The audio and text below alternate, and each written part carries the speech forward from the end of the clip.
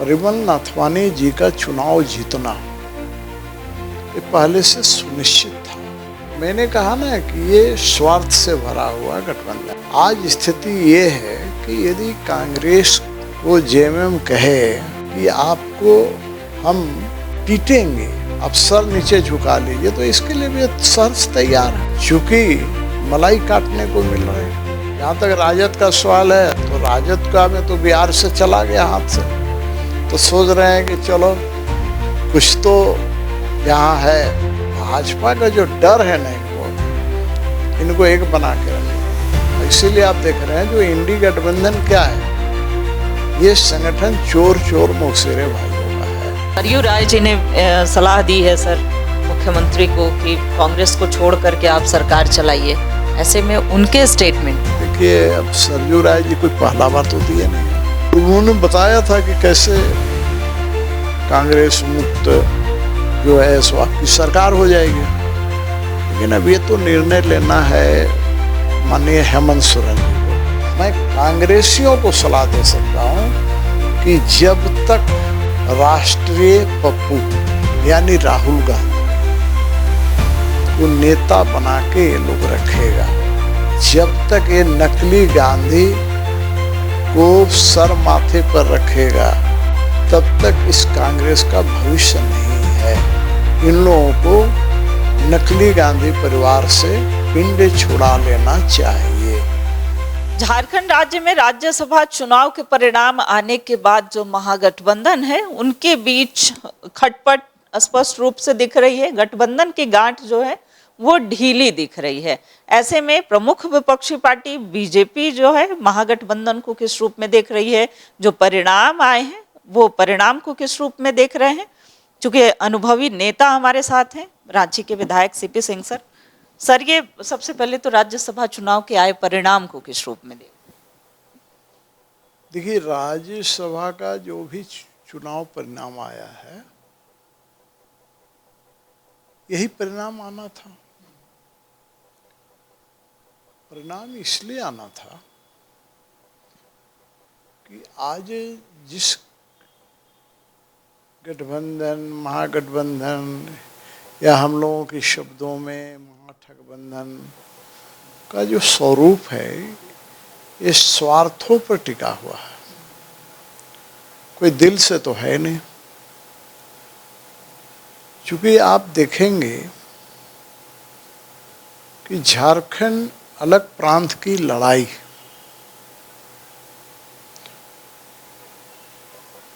बहुत जमाने से आ रही थी, और ये कांग्रेस इस आंदोलन को खरीदने का काम करती थी और लोग बिकने का काम करते, आंदोलन को बेच देते थे। उस समय मैं बिहार विधानसभा में था जब लालू प्रसाद यादव ने कहा कि झारखंड हमारी लाश पर बनेगी, तो उसी महागठबंधन में कांग्रेस भी है, राजद भी है। इसलिए मैंने कहा कि ये महागठबंधन जो इनका है तथाकथित, ये स्वार्थ से भरा हुआ है।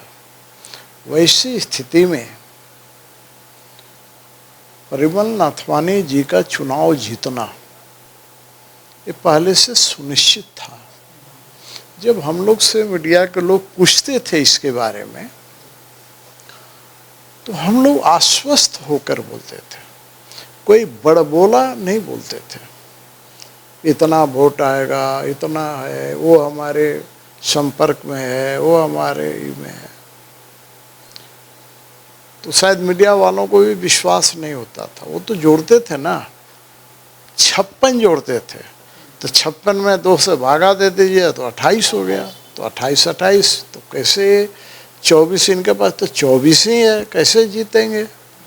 विश्वास नहीं होता था, होना भी नहीं चाहिए था। लेकिन हम लोग आश्वस्त थे, हम लोग जानते थे कि परिमल नाथवानी जी 2008 में जब पहली बार आए थे तो किसी पार्टी का उम्मीदवार नहीं थे, निर्दलीय थे। उस समय तो भारतीय जनता पार्टी ने समर्थन नहीं किया था। मैं तो उस समय भी विधायक था, हम लोगों ने तो वोट नहीं दिया था, मैं एजेंट था, भारतीय जनता पार्टी का एजेंट के रूप में वहाँ बैठा हुआ, तो वहीं मेरा परिचय हुआ परिमल नाथवानी जी से। फिर 2014 में फिर वो चुनाव जीत के गया। उस समय भी वो किसी दल से नहीं खड़ा था, निर्दलीय खड़ा होकर जीते। तो मैं इसलिए जानता था कि इनकी चुनाव में विजयी होना ही होना है, और हम लोग इसलिए आश्वस्त थे। तो अब इनके गठबंधन में खटपट हो रहा है, लेकिन इस खटपट का कोई मायने नहीं है। इसलिए मायने नहीं है कि मैंने कहा ना कि ये स्वार्थ से भरा हुआ गठबंधन है। आज स्थिति ये है कि यदि कांग्रेस को जेएमएम कहे कि आपको हम पीटेंगे, आप सर नीचे झुका लीजिए, तो इसके लिए भी शर्त तैयार है। चूंकि मलाई काटने को मिल रहा है इनको, और अब राजद के लोग हैं या किसी इन्हीं के गठबंधन वाले किसी ने कहा कि जो इनके प्रभारी है वो झोला भर के ले जाते हैं। मुझे तो विश्वास बिल्कुल नहीं है कि जो इनके प्रभारी हैं, मैं कभी मिला नहीं हूँ, लेकिन सोशल मीडिया पर या अखबारों में चेहरा देख लेता हूँ, तो मुझे ये बिल्कुल एक पैसे का विश्वास नहीं है कि वो ऐसा करेंगे। लेकिन जब इतने गठबंधन के ही लोग बोल रहे हैं, कॉन्फिडेंस के साथ बोल रहे हैं, तो क्या होता है, कई बार लोग एक ही झूठ या कुछ बोलता है तो विश्वास योग होने लगता है। तो वो ऐसी स्थिति में ये नहीं जाना चाहेंगे। जहाँ तक राजद का सवाल है, तो राजद का में तो बिहार से चला गया हाथ से, तो सोच रहे हैं कि चलो कुछ तो यहाँ है, यहाँ रहिए। तो इसलिए इन लोग कितना भी होगा, भाजपा का जो डर है ना, इनको एक बना के रखेगा। और इसीलिए आप देख रहे हैं जो इंडी गठबंधन क्या है, ये संगठन चोर चोर मौसेरे भाइयों का है। तो यहाँ भी ये चोर चोर मौसेरा भाई की स्थिति में रहेंगे। अच्छा, ये आरजेडी का सजेशन है कांग्रेस को अलग कर दीजिए, कांग्रेस का सजेशन है आरजेडी को अलग कर दीजिए। इस परिस्थिति में कांग्रेस को कुछ सलाह देंगे क्या? नहीं, मैं दूसरे पार्टी को क्यों सलाह दूं भाई। मेरी सलाह तो ये होगी कि कभी किसी ज़माने में कांग्रेस सबसे बड़ी पार्टी हुआ करती थी, और उस ज़माने में जब मैं राजनीति में था तो दिखता था कि जिसको कांग्रेस से टिकट मिल जाता था उसके लिए लॉटरी हो जाती थी। यानी आज तो टेलीफोन भी है, मोबाइल भी है, तरह तरह की चीज़ें हैं। उस ज़माने में तो हुआ नहीं करती थी, जनता खोजती भी नहीं थी, मिलिएगा कहाँ, खोजिएगा कहाँ। 5 साल बाद फिर जाते थे, फिर जनता वोट देती, जीत के चले जाते थे। न क्षेत्र में घूमना है, न धूप में घूमना है, न जाड़ा, न गर्मी, न बरसात। आज तो स्थिति है कि आप कहीं भी बैठे रहिएगा, तुरंत फ़ोन आता है, तुरंत बुलाहट होता है, जाना पड़ता है। क्योंकि जनता तो 5 साल परखती है ना, तब किसी को चुनाव में जिताती हराती है। अब ये अलग भी है, कहीं कास्ट जो रीजन होता है तो चलो नालायक भी है तो जात के नाम पर वोट दे दिया। तो भाई मेरे जैसा व्यक्ति रांची से जीत रहा है, ना जात का कैलकुलेशन है ना कुछ है, काम करते हैं, जनता सराखों पर बिठाती है। तो मैं कांग्रेसियों को सलाह दे सकता, कांग्रेस को सलाह नहीं दे सकता, मैं कांग्रेसियों को सलाह दे सकता हूँ कि जब तक राष्ट्रीय पप्पू यानी राहुल गांधी को नेता बना के ये लोग रखेगा, जब तक ये नकली गांधी को सर माथे पर रखेगा, तब तक इस कांग्रेस का भविष्य नहीं है। इन लोगों को नकली गांधी परिवार से पिंड छुड़ा लेना चाहिए, तब कांग्रेस का भविष्य है। अन्यथा कांग्रेस का भविष्य तो अंधकारमय है। बाद बाकी कांग्रेसी लोग में समझदारी नहीं आ रही है तो कोई क्या कर सकता है। हम लोग रास्ता बता सकते हैं, चलना तो उनको पड़ेगा। अच्छा, सरयू राय जी ने सलाह दी है सर मुख्यमंत्री को कि कांग्रेस को छोड़ करके आप सरकार चलाइए, ऐसे में उनके स्टेटमेंट को देखिए, अब सरयू राय जी कोई पहला बार तो दिए नहीं है।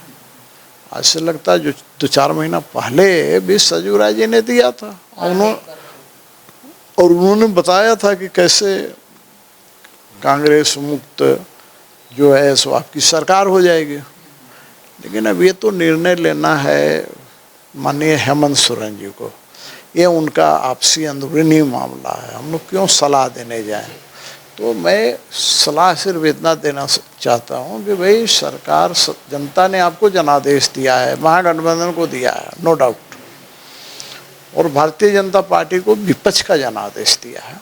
तो ऐसी स्थिति में हम लोग अपने विपक्ष की भूमिका निभा रहे हैं, आप सत्ता पक्ष का भूमिका निभाइए, जन कल्याण के काम पर ध्यान दीजिए।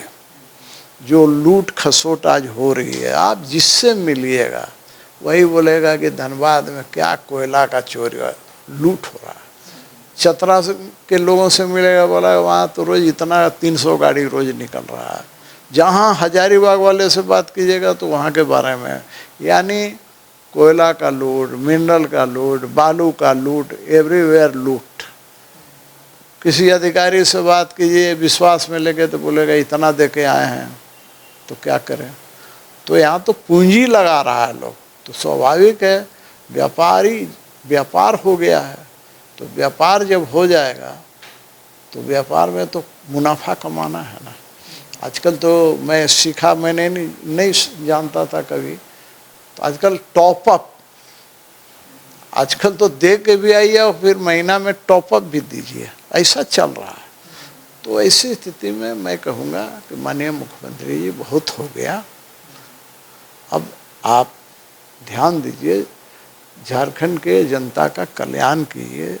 झारखंड गरीब स्टेट नहीं है, इसको गरीब बनाया जा रहा है, बनाया गया है। तो झारखंड के लोगों में टैलेंट की भी कमी नहीं है, परिश्रमी है। तो झारखंड के विकास के लिए ध्यान दीजिए, झारखंड वासियों के कल्याण के लिए ध्यान दीजिए। सर का धन्यवाद।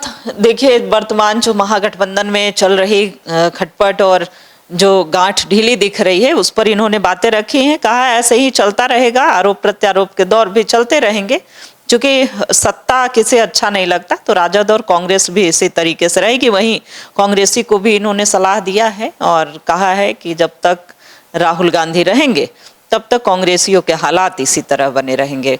साथ ही हेमंत सोरेन, मुख्यमंत्री हेमंत सोरेन से आग्रह या सलाह कर सकते हैं कि राज्य को बेहतर तरीके से कैसे चलाएं, राज्य में प्रगति कैसे हो, इसके लिए वो कार्य करें। कैमरा पर्सन अभय के साथ रुचि शर्मा, न्यूज़ 11 भारत रांची।